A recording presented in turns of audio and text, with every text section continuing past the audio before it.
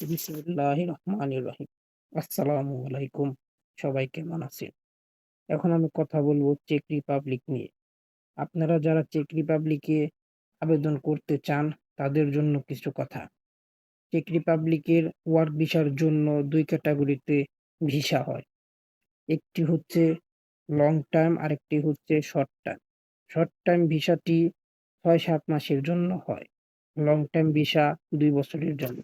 মনে রাখবেন check রিপাবলিকের work visa Bangladesh থেকে হয় না। এর জন্য ইন্ডিয়া যেতে হয়। ইন্ডিয়ার নিউ দিল্লি এম্বাসি থেকে অ্যাপয়েন্টমেন্ট নিতে হবে। আরেকটি কথা মনে রাখবেন, ইন্ডিয়া এম্বাসিতে অ্যাপয়েন্টমেন্ট পাওয়ার অনেক কঠিন।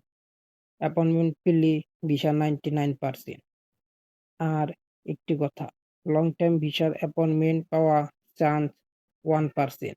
শর্ট টার্মের অ্যাপয়েন্টমেন্ট পাওয়া যায়। আশা করি ইনফরমেশন সবার উপকারে আসবে। দালাল হতে সাবধান।